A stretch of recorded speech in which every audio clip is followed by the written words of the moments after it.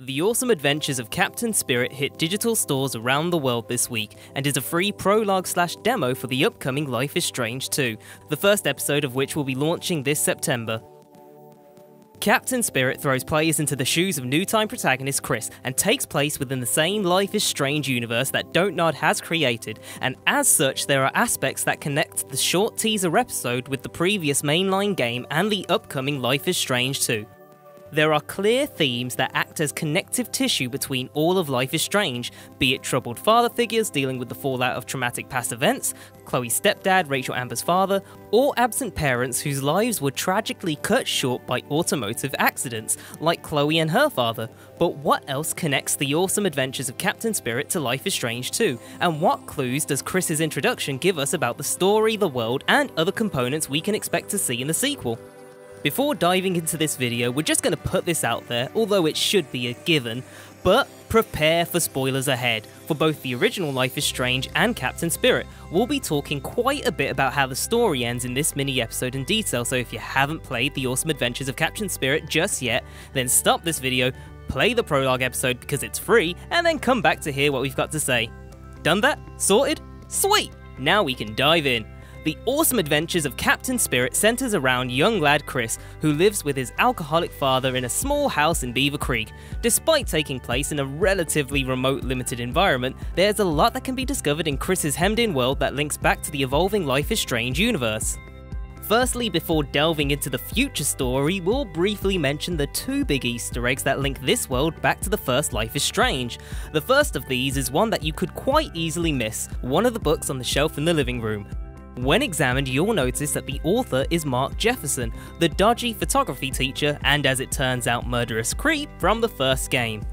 The next reference comes in the form of a thank you letter from Blackwell Academy's Principal Wells, thanking Chris's mother Emily for her continued support in the form of donations made to the Academy's art program. More interestingly, the letter refers to other alumni, suggesting that Emily was in fact a student at the school at some point in her life. These are the only two direct links to the first season of Life is Strange in Captain Spirit, so now we can move on to the more speculative part of the video, how things tie into Life is Strange 2.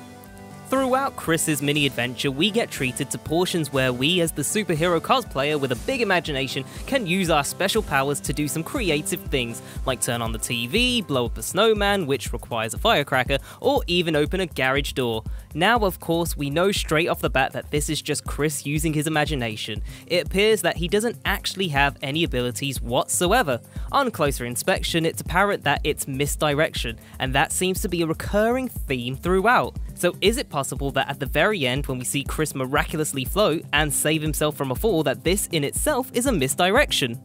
There's quite a bit of focus on the neighbours after Chris gets up, so perhaps it's the neighbour who saved Chris and actually has powers. Perhaps they're the real Life is Strange 2 protagonists. Their names have been found among the game's assets, so it seems entirely plausible. Otherwise, why bother to name them at all?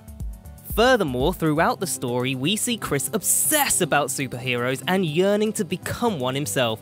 It's a little all too convenient that he all of a sudden does discover he has powers. Also, when we see Chris floating at the bottom of his treehouse, the debris floating around him suggests a possible outside influence, supporting the theory that Chris might be more of a secondary character rather than the hero himself. Maybe his troubled past could even set him up to be the game's antagonist. There would be no finer way to make an audience relate to a villain than to allow players to see the root of his angst, the cause of his troubled view on the world. That said, that would go against the whole superhero vibe that Don't Nod are establishing here. Clearly, whoever does wield the powers seen in Captain Spirit is cut from similar cloth to Max Caulfield, whose time-bending abilities had an impact on Arcadia Bay. The neighbours are also rendered in a fair bit of detail, seemingly pointing to the pair potentially playing a key role of some kind in Life is Strange 2. We know the type of powers we'll be wielding, and presumably we'll have some difficult choices to make, like Chris choosing whether to destroy or spare evil enemy toy Noctarius. Life is Strange is usually a game about shades of grey. Captain Spirit throws more cut and dry good versus evil decisions at us, which is an interesting tonal shift. The neighbour's placement right at the end as a sort of big reveal is also rather telling. Meet Chris again in Life is Strange, as the post-game message doesn't confirm that you'll definitely play as him. It's possible he could just appear as a friend or supporting member of the cast in some capacity. There are other Life is Strange connections that are slightly less obvious too, but could play a key part, like the newspaper clipping on the kitchen table, reporting on mysterious deaths in Seattle. Max's parents still live in Seattle, and it's possible that Max returning to the city has had a similarly supernatural impact as was the case with Arcadia Bay, the small town being subjected to an unexplained storm of biblical proportions. A QR code can also be found in the awesome adventures of Captain Spirit that takes you to an old proverb. A ragged colt may make a good horse.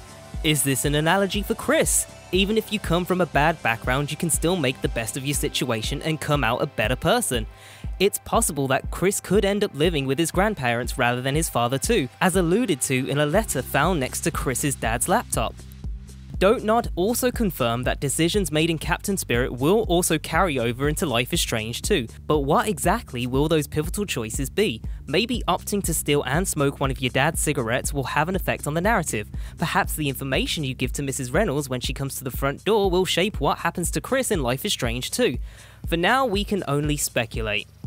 What we do know for sure is that Max and Chloe appearing in Life is Strange 2 is almost certainly not going to happen, other than through subtle callbacks and allusions to their presence. Their story is done, the Don't Nod co-director has previously stated. Something we know for sure is that in the course of those 5 episodes of Life is Strange, we told the story we wanted to tell about Max and Chloe.